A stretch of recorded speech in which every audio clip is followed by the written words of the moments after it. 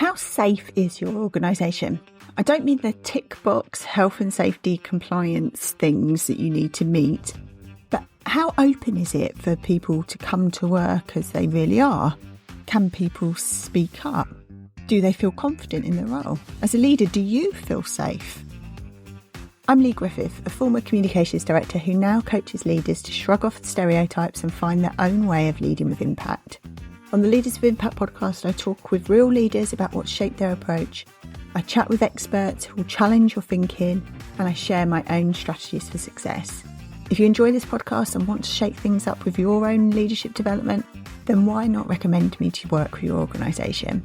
Visit sundayskies.com or drop an email to lwi@sundayskies.com. In today's episode, I'm talking with Gina Battye, an expert in psychological safety. Gina founded the Psychological Safety Institute and recently published a book, The Authentic Organisation. You can find all the links in the show notes, and you can also read more about Gina's personal story and what led her to her work in this area. We explore exactly what is psychological safety, the relationships between culture and safety, tackling toxicity, and what people can really do at an individual level to affect change. There's a lot of ground to cover, so let's dive in. So I'm delighted to welcome Gina Battye to the Leaders of Impact podcast. Thank you for joining us today, Gina. You're very welcome. Thanks for having me.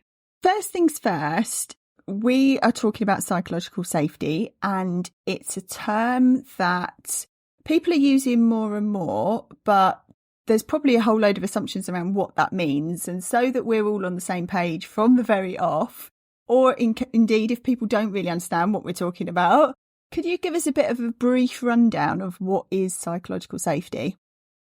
Yeah, absolutely. And I'm really glad that we're starting there. So first of all, let's start with what it isn't, because there's a misconception that psychological safety is all about the belief that your team can take risks, which is also known as interpersonal risk-taking, that you can make mistakes, that you're able to speak up and express your opinions without fear of judgment. Now, psychological safety is a much, much bigger concept than interpersonal risk-taking, with a wider scope that often goes unnoticed or is downplayed. So in terms of psychological safety, first thing to say is it is multidimensional in nature, making it a complex aspect of workplace culture. So in terms of a definition, the definition that we use at the Institute is psychological safety is an individual's subjective experience of safety, comfort and confidence within a specific context. So in essence, it refers to how safe and at ease you feel in different settings. So that might be a physical space, an environment, a situation, or when you're interacting with other people.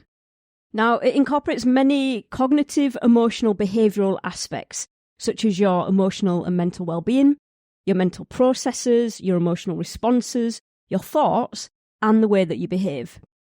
I'm often asked as well, who does it affect? Because there's a misconception that it literally just affects people in the workplace.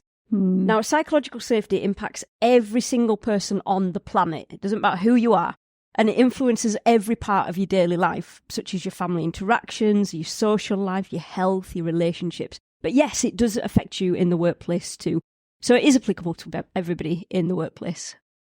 Is it related to groups? So I was thinking, as you were explaining it then, I'm just thinking, is it a personal thing, or is it only something that really comes into play around others? Yeah, that's a really great question, actually. So psychological safety is, like I said, it's multidimensional, right? So first of all, yes, it's about you, okay? So when we talk about psychological safety at the Psychological Safety Institute, we always say it starts with you. You're the first port of call, okay? And you're the first person that's responsible for your own psychological safety. However, you also have safety when you're talking to another person. So imagine we're in an interaction right now. There's an element of psychological safety in that interaction. It then extends out to the team. So as soon as you start bringing in more than one person into that interaction, you've got that dynamic at play. Then you've got the dynamic of, imagine you're in an organisation now, and there's many different teams, many different departments and groups within that organisation. It extends to that level. And it also extends out to the organisational level. So there's loads of different aspects to it.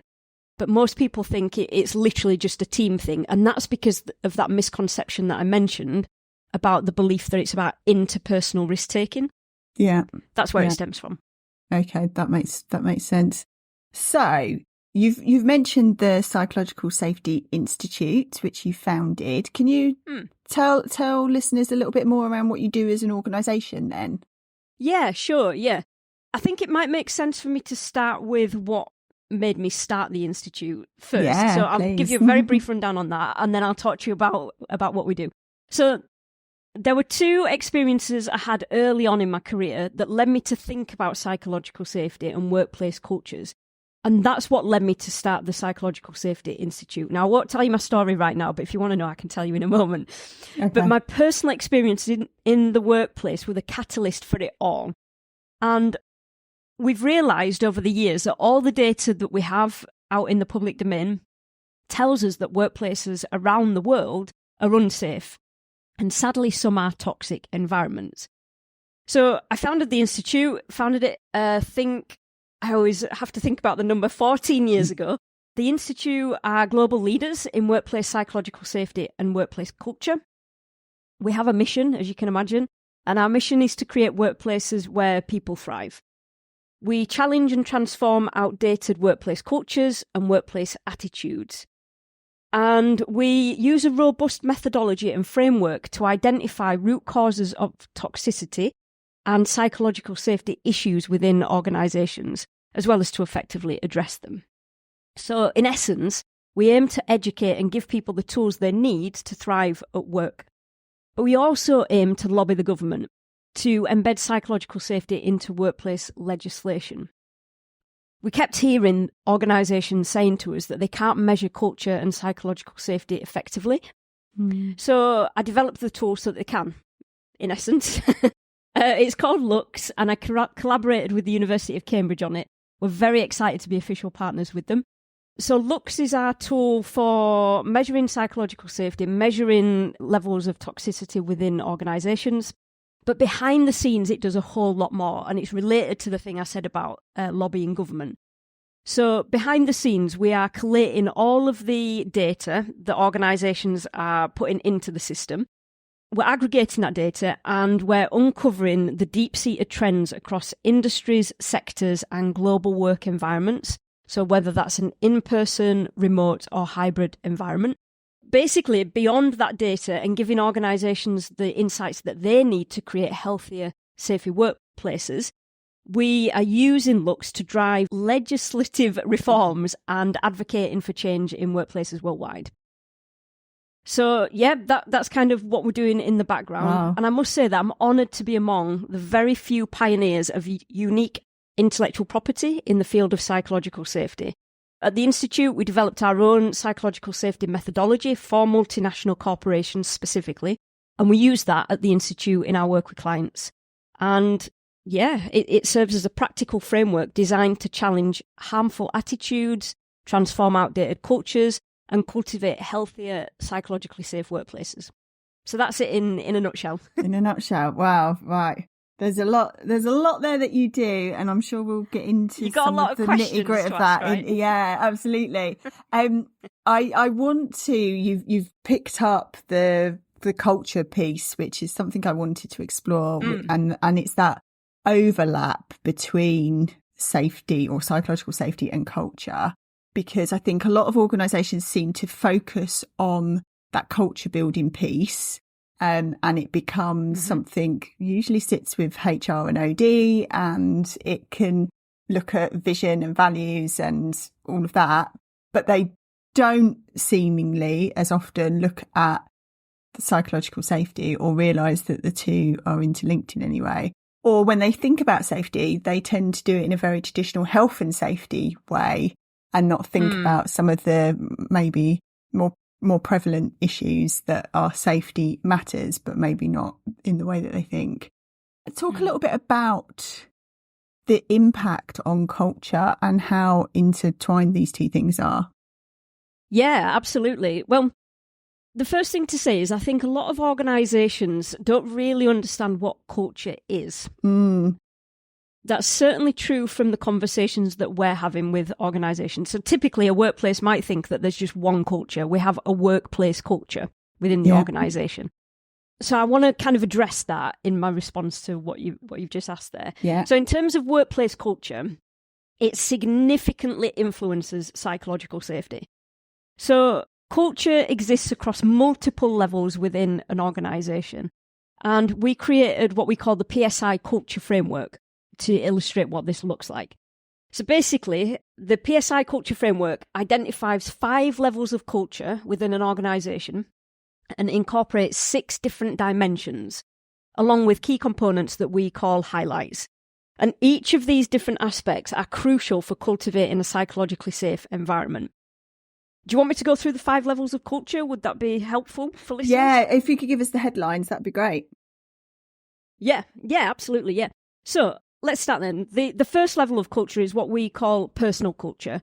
And this one focuses on the beliefs, the attitudes, the values and behaviours of individual employees. So it comes back to what we were saying just a few moments ago. You asked about, is psychological safety primarily related to teams?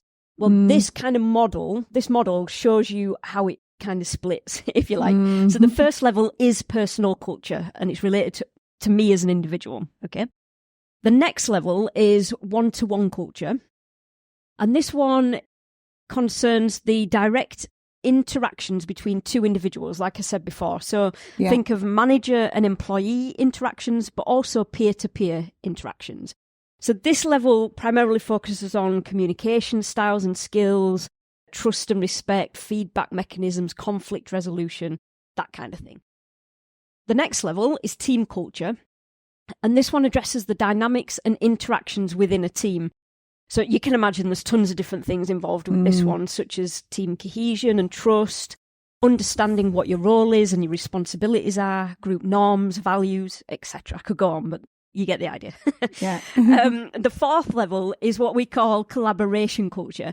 And this one highlights how different teams, departments or groups within the organisation interact and collaborate.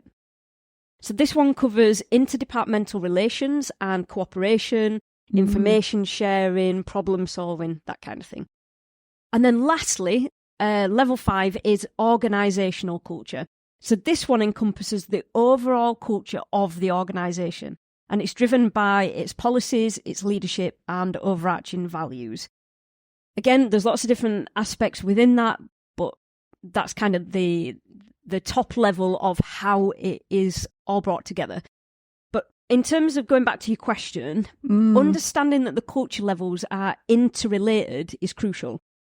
So if you have a change at one level or an issue at one level of those 5 levels, it will influence the other. Now, in terms of the PSI culture framework, we use it to identify where issues lie within an organisation. We call those toxic hotspots across the various different levels and dimensions of culture. After that, then we use different models to kind of dig a little bit deeper, but that's the one that we typically start with to find out where the issues might lie within an organisation. I mean, you can immediately see, just through the fact that you're looking at it through 5 different lenses and the way the ripples might work between those, if you have an issue at one level, how it might interplay with the others.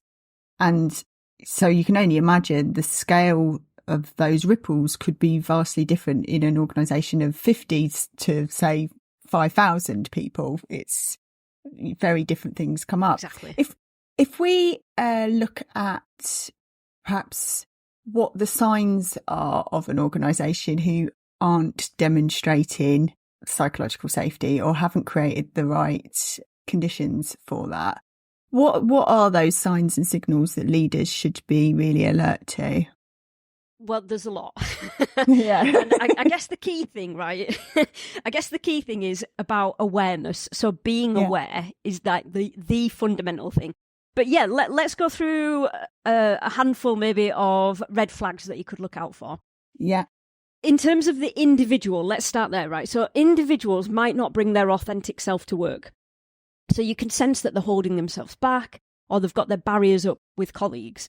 Now, when organisations come to us wanting to, I don't know, roll out training or whatever it might be, one of the key things that they say to us is we recognise that people are not bringing their authentic self to work. So if you recognise that, that is a red flag, I'm afraid. Yeah.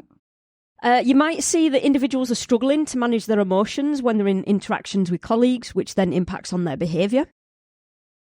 You might find that individuals are triggered or feel frustrated and they don't discuss it, so they bottle up their frustration, perhaps taking it home with them and letting it fester in the background and then bringing it back into the workplace over the next couple of days. And it kind of just mushrooms then, doesn't it, when you've got an issue? So that can be one aspect as well. I guess displaying negative behaviours in the workplace is quite a big one as well. You might find that individuals meet the minimum requirements and decide to precisely clock off on time. So they're literally not even a second over. They're like, nope, that's it, I'm done.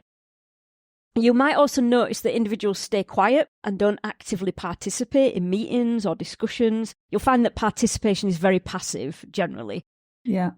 Another big aspect that organisations tend to come to us about is navigating and leveraging personalities and team dynamics.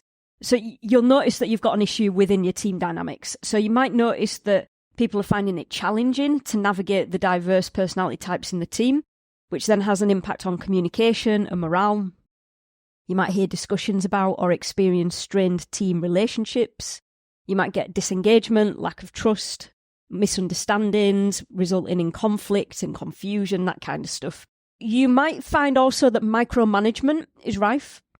You might have a culture of blame. And you'll probably notice on kind of the bigger scale that you have higher rates of absenteeism and presenteeism.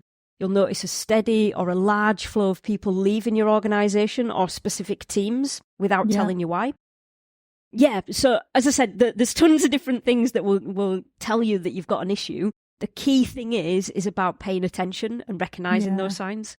Yeah. I always say when I talk to leaders as well, you've got the issue of staff voting with their feet, for example, as you've said. But then you've got the reputational issues as well. If staff are unhappy, they're not delivering a great service, you're getting poor customer feedback, perhaps. You might be getting lots of complaints. You might be, so there's just so much actual business delivery stuff that gets impacted by this not being tackled, really, isn't it? How do you, so you mentioned awareness. How do leaders see beyond their own perceptions and their own experiences, and maybe even like the power dynamic that they're bringing to a situation? Because I'm sure that's probably influencing things in some way and they're not even aware of it, maybe. Yeah, absolutely. Well, I mean, it's quite a tricky one because there is a misconception, right, that leaders are the ones that are responsible for tackling psychological safety in the workplace. But actually, that isn't true. Every single person has got a responsibility within the organisation. So we've got to remember that when we talk about the 5 levels of culture, it starts with the individual, right? So you've got to remember that every single person has a responsibility, but not everybody has the skills to do something about that.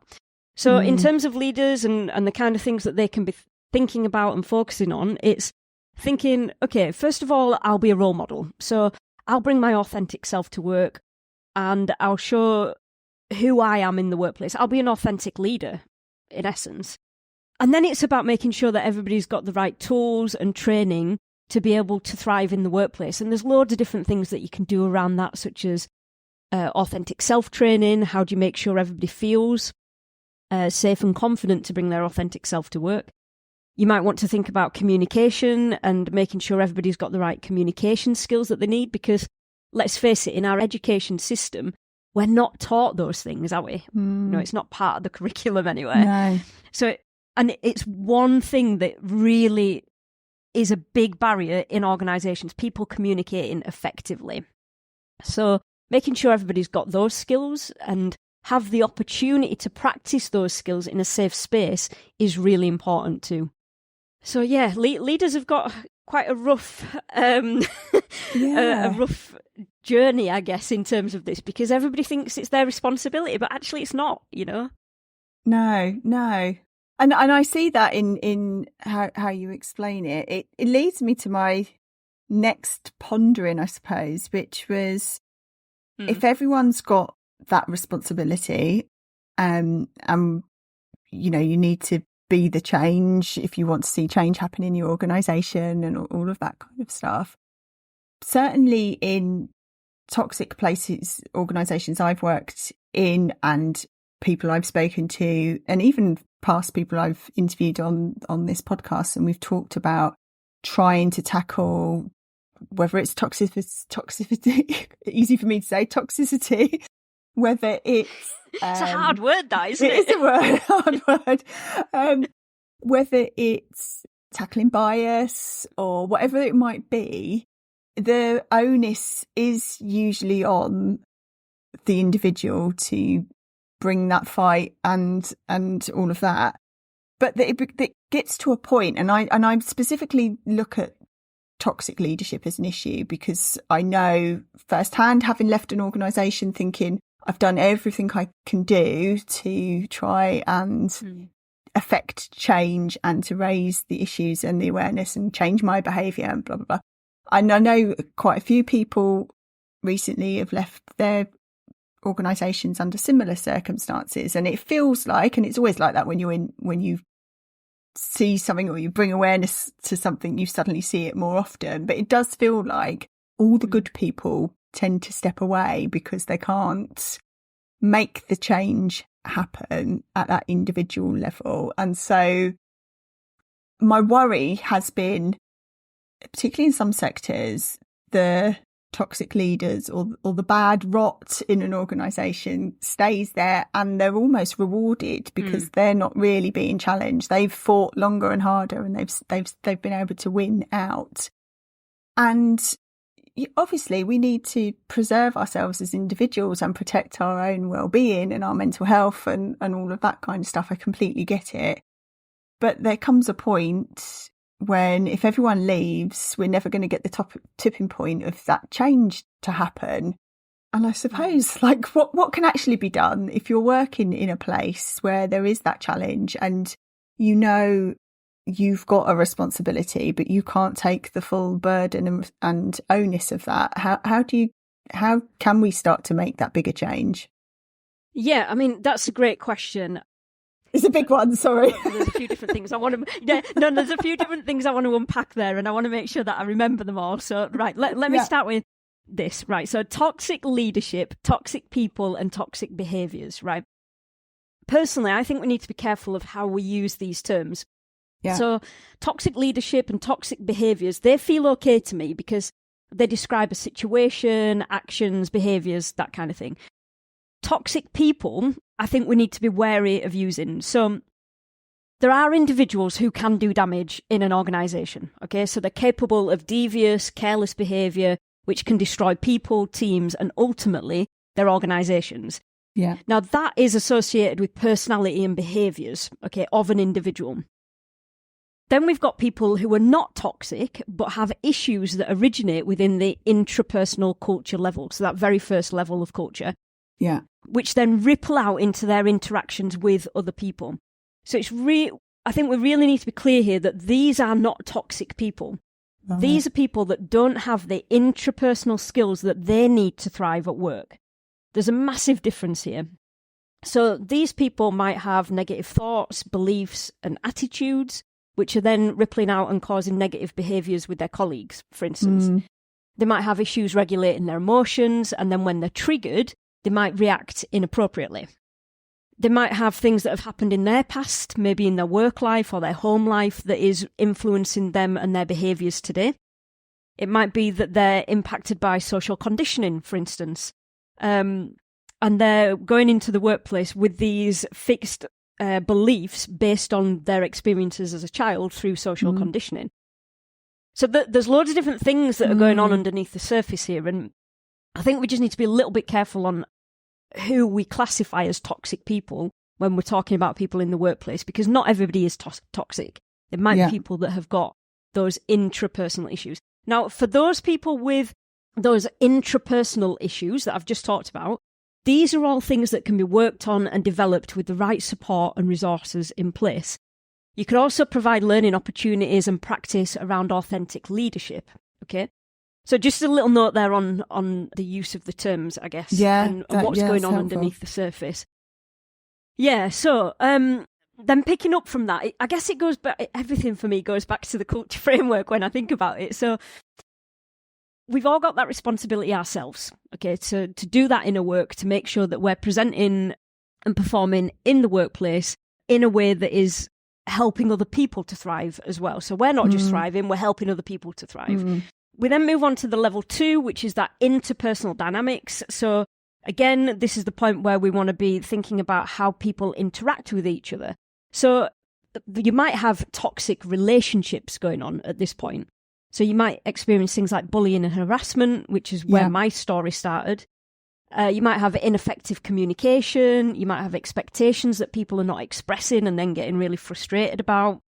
You might have conversational skills issues. So we did a survey, I think it was a couple of years ago now, actually, within the Institute, and we asked the question around communication. Now, I can't remember the exact wording, but I'll kind of give it as I remember it. So the question was around, which of these 3 things do you struggle with the most? Is it around you communicating with somebody else so they understand the message that you're trying to give to them?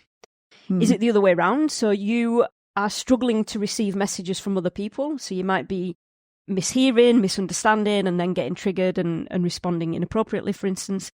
Or is it that you're struggling with the conversational aspect? So that includes things like being assertive, interrupting people in a polite and respectful way, disagreeing with people, managing conflict, managing microaggressions, challenging people, those kind of skills that we're not taught, right? Now, it was really fascinating that I think it was a significantly high proportion of people were saying, actually, the issue is that we don't have the conversational skills that we need to be able to have the conversations that we need in the workplace. So, yeah, I think a lot of issues stem from that in the workplace, not having the skills that we need, and it causes those toxic relationships. But going back to your question, you asked about what can we do? Well, I firmly believe that if you work on yourself, it's like the ripple effect. Imagine you throw a pebble in a pond. You work on yourself, people notice. They notice when you're acting differently. They notice when you're being your authentic self and having those authentic conversations with other people. And I think when people see that, they start to think about it and go, oh, okay, what's different here? What's going on? And actually, I can see that you feel safe to bring more of your authentic self to work. So maybe that's a space for me too. Maybe I could feel safe to do that in specific environments and with specific people.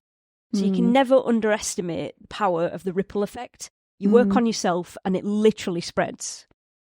So I'm completely with you in what you've said. And I'm very grateful for the explanation and the distinction between, not toxic people, but you can have toxic relationships and the interpersonal stuff that you were talking about.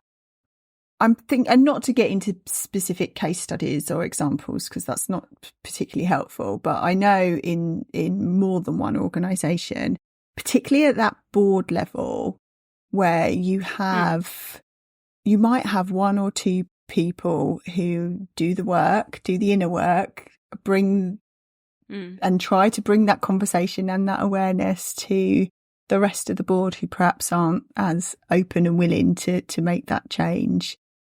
And they've got to the point where they've just said, you know what, this is too big a mountain or a challenge. I'm doing all I can do. I'm trying to role model. I'm trying to hold a mirror up. I'm trying different attempts, but they're just not seeing it. And I'm seeing the negative impact this is having on the board of organisation. I'm seeing the personal impact that it's having on me as an individual. And so they walk away for whatever reason. What can people do when they're doing the work but don't perhaps see others with the same investment and therefore but are actually being quite problematic? Yeah, I mean, it's so frustrating, isn't it? Especially when you're doing all the inner work and, you're showing up and you're doing the best that you can and you've got all these great plans and ideas, and then you're faced with somebody that is literally almost kind of shut down, if you like, and they're just saying, no, we can't do this, It is really difficult. Let's just acknowledge that first and foremost. I totally appreciate that. So in terms of things that you can do, I mean, there's a whole host of different things that you can do. And I think the main thing that we find at the Institute is we do get approached by a lot of organisations in this situation, this exact situation that you're detailing to me here. And the first thing that they say to us is, okay, so we want to make sure that all of our leaders and managers and literally the senior leadership team are all on board. But these are the issues that we're facing. What can we do? And typically they'll want to train them. Okay, so kind of standard thing, isn't it? If we've got an issue, we'll train somebody. Yeah. And yes, yeah, absolutely, you can do that. But at the end of the day, you're always going to get people who are not going to shift the dial. Okay, let's just acknowledge that you are going to get people that will not move at all. Okay, so whatever you do, nothing will work. You're going to get those people. And at some point, you know, those people might move on. They might have a different agenda. You know, they might have different values and beliefs, and you know, their mission might not align with everything that is going on within the organisation. So there might be things going on underneath the surface that you don't know about that is actually stopping them from actively participating and getting involved and committing to it. So just to acknowledge those people do exist, right? Going back to the thing around training, yes, absolutely, you can roll out training, you can raise awareness, you know, you can give leaders and managers the skills that are necessary to transform toxic cultures and to create those psychologically safe environments. But I've got a bit of a thing about that, right? So imagine that you just throw out this training program. Well, how do you know what you're training on, and how do you know what the issues are? Yeah. That's where my mind always comes back to. So for me, the starting point is literally we need to know what's going on here. What are the issues that are showing up? So typically our first port of call is we want to diagnose those root causes. And it might just be within the senior leadership team or the board level. We might just kind of dig in there first. Or we might roll it out wider if they're feeling confident enough to do that. So we might roll out, we've got Lux, our diagnostic tool. We might roll that out to identify the underlying issues that are contributing to toxicity. See, I can't even say it now. It's spreading. Toxicity at each of those 5 levels of culture, right? So once you know what the issues are, then you can develop some targeted interventions. And typically, when you roll out that tool, or when you roll out any tool to diagnose issues, you're always going to get those kind of people that are sitting there going, well, we haven't really got an issue, you know, head in the sand kind of thing. When they're faced with the robust data that's in front of them, people have said this is what people are saying, this is how people are feeling, these are the things that are really showing up, and these are where your pockets of toxicity are within your organisation. You can't deny that because it's there in front of you. Sometimes that's what's needed to shift those people that are not wanting to shift. It's because they don't see it. They don't appreciate it. They don't understand the value of it. When they see it in black and white and they can see the impact that that's having on various different things, that's when it starts to shift in their mindset. The issue is that most people that are coming from that perspective have got a very fixed mindset. And you need to do something for them to see something different. And typically, when they see that data in front of them, that's the thing that shifts them. Then you can start developing those targeted interventions. It might be raising awareness for everybody in the organisation. It might be training leaders and managers, but on the things that have been flagged up from that assessment. Yeah. I think that was a bit of a long-winded answer, but I hope you got the point. No, I did. And you're right, actually, when you think about it's far harder for people to argue with the evidence, and sometimes you need to find what's the thing that's likely to most interest or pique their interest and hook the evidence or attach the evidence to that in some way, so that you're seeing or showing the cause and effect and kind of trying to bring them on side that way, maybe. I'm conscious of our time, but I want to make sure that I've got so many other things to cover in what we're talking about.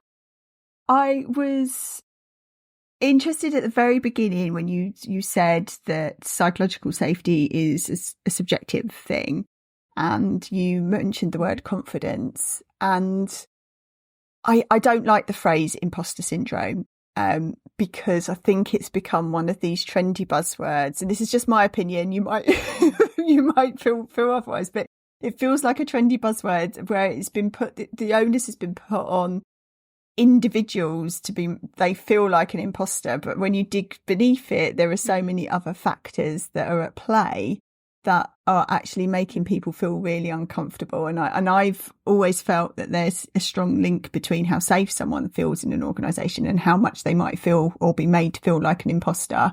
But we've almost taken away that ability to look beyond ourselves to see what might be making us feel like an imposter, because it's become this trendy buzzword. Yeah. And so I was interested in your views on that and how other things might be masking, I suppose, when there is actually psychological unsafety. That's not the phrase, but it is now. Yeah. That's the phrase. Yeah, you can use it.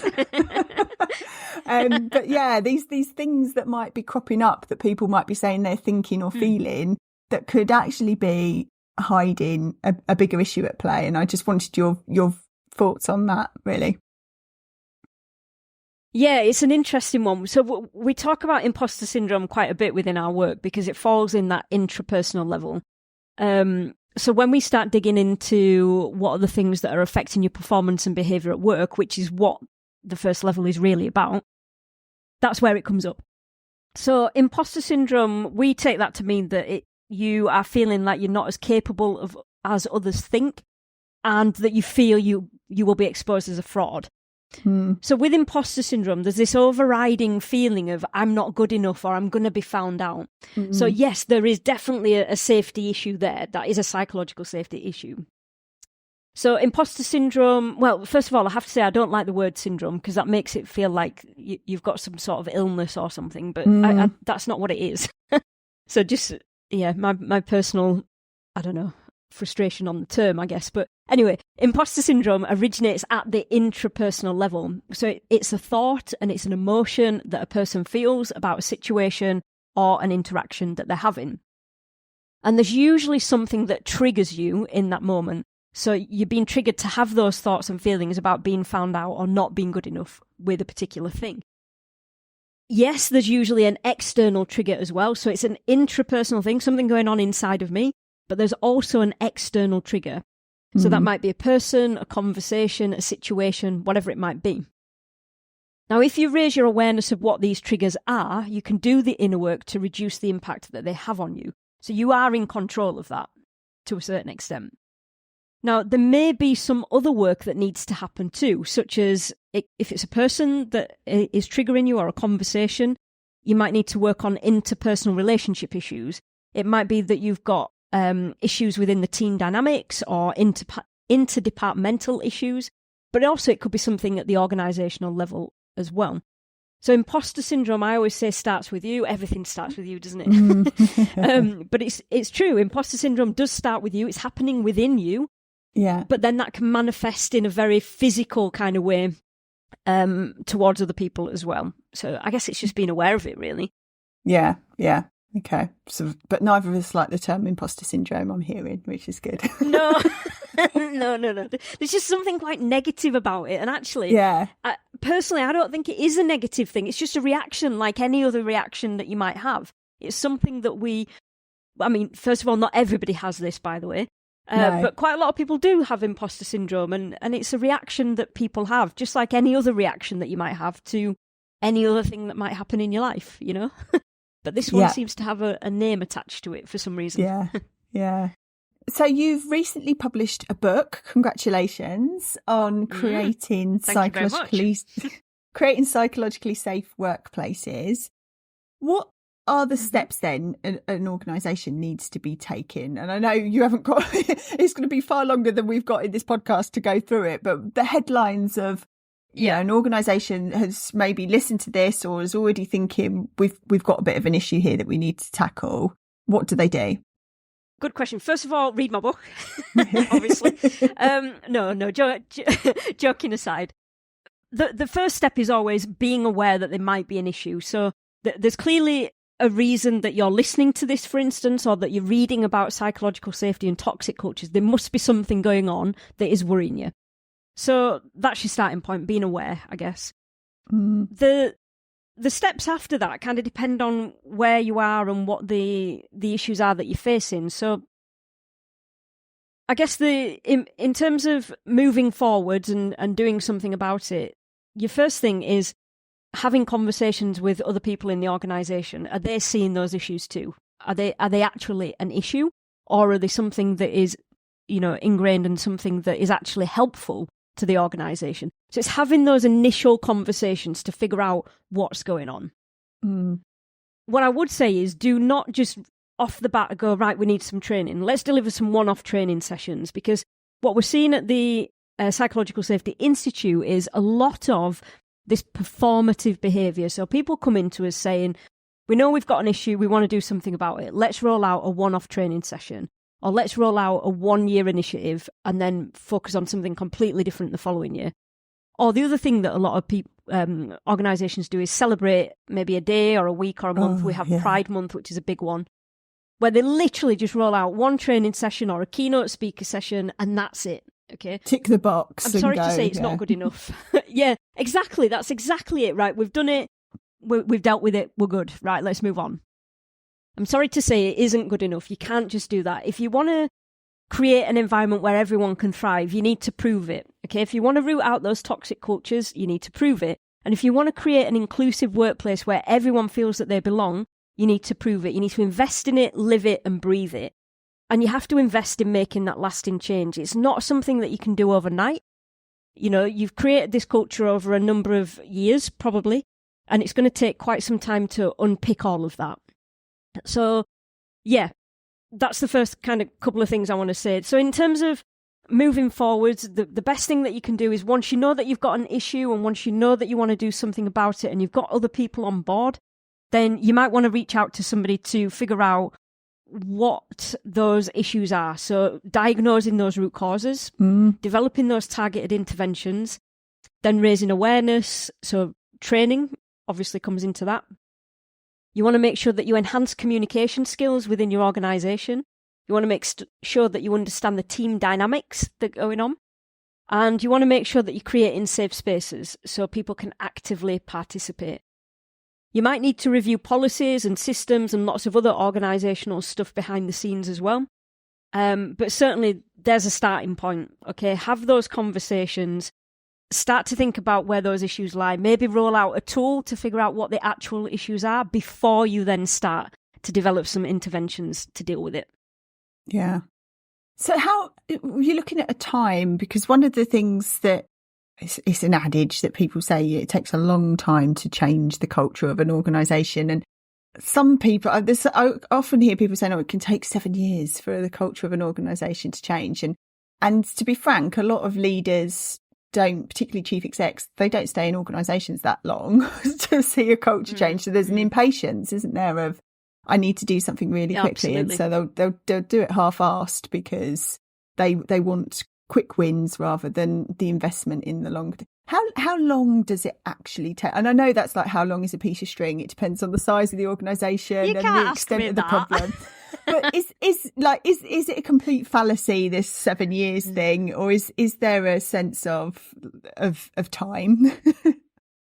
Do you know, it's making me chuckle a bit, because I remember hearing something when I was younger about your taste change every 7 years, and I've got that in my head because you use the number 7. Really random.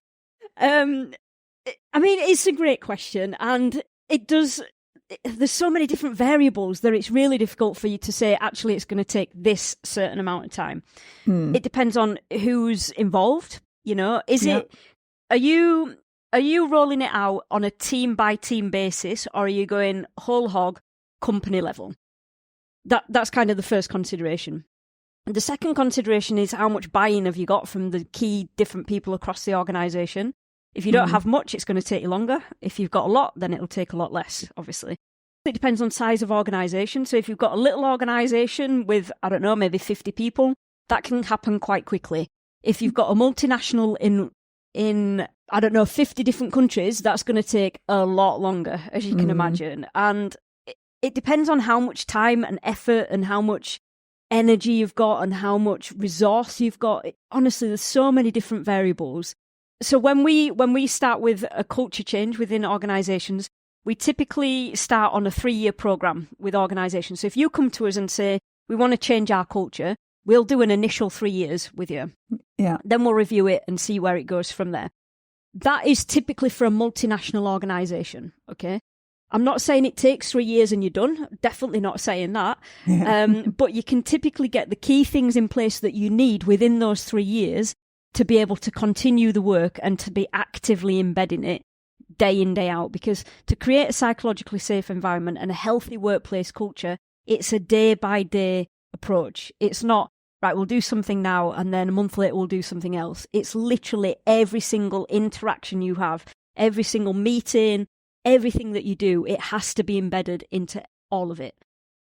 Yeah. So I'm sorry I can't give you a magic number, but that's the reality.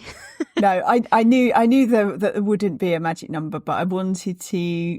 Some organisations will go, we just can't do it because it's going to take too long and I don't have that time. And I think what I'm hearing is actually, if you're really clear on what your intention is and the parameters and how you're going to do it, and you answer all that establishing questions and get the awareness, then it's as long as or as short as you make it, depending on how the approach you take. Yeah, great. Yeah, exactly. and I mean, the other thing to think about there as well is, you know, you are going to get people that move on, and it's about succession planning, isn't it? So you need to make sure that you have the sustainability and the resources to continue should people move on from their roles, because quite often we find that organisations say, yep, we want to get involved, then people moved on and it falls by the wayside, you know? Yeah. So you've got to have that succession planning as well.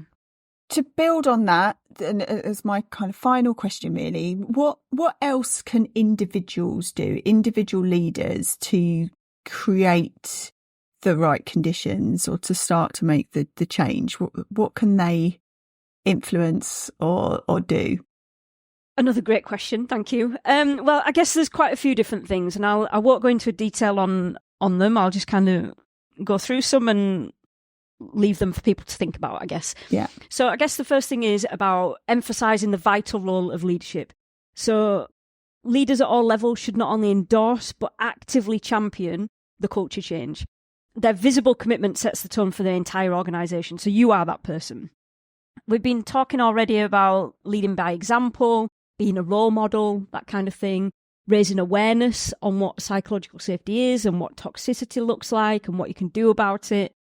I think one of the biggest things that leaders can invest in really is committing to and investing in rooting out and eradicating those toxic hotspots within the 5 levels of culture. For me, that's kind of the starting point, really. So it's about having conversations about that with your teams, with your, with other leaders and managers in the organisation. It's about really understanding what's going on. The other thing to think about as well is getting everyone involved. So start the conversation with bringing your authentic self to work. So have those conversations with everybody in every team meeting and literally everything that you do. Start having conversations about it. In terms of personal things, you asked about personal things as well. I think it's really important that as a leader, you clarify your expectations and your boundaries and clearly express those to other people. A lot of tension, a lot of conflict happens when expectations and boundaries haven't been set and clearly expressed to the other people. So that's really important. I think you need to think about that as well. I guess one last thing really is about encouraging teams to establish ground rules and a conflict resolution plan. It's about getting to know your team. It's about making sure that you understand how different people work and their preferences and their boundaries as well. But definitely establishing those ground rules and a conflict resolution plan is vital. So many organisations don't have those, and the difference it makes when you do is astounding. So if nothing else, clarify your expectations and your boundaries and start working on those team dynamics along with those ground rules and conflict resolution strategies. Fantastic. Really good pointers for people to take away. If people want to find out more, to read your book, to get in touch with the Institute, how can they find you and get in touch? If they want to contact me directly, the best place to do that is through LinkedIn. So look for my name, Gina Battye, connect with me, and we can have a conversation through there in the first instance. If you want to find out more about the Institute, if you want to get a copy of the book, anything like that, if you want to join our free community, the Academy, you can find all the details on our website, which is www.thepsi.global. You'll find everything on there. Brilliant. And I'll put all the links in the show notes as well. And I highly recommend that you connect with Gina because she has a wealth of insights and things that leaders can ponder on through her LinkedIn. I really enjoy following her content. So I recommend that others do the same. Thank you. I'd love to get you on again because I think there's so many other things we could be talking about, but I want to be respectful of your time and our listeners' time, so we will leave it there. But thank you so much. Thank you. Thank you so much. If you enjoyed the episode, please leave a review on Apple Podcasts and let me know what you thought on LinkedIn. You can find me at Lee Griffith. I'll be back with the next episode in 2 weeks' time. So in the meantime, sign up to my newsletter at sundayskies.com for monthly insights on how else you can lead with impact. Until next time.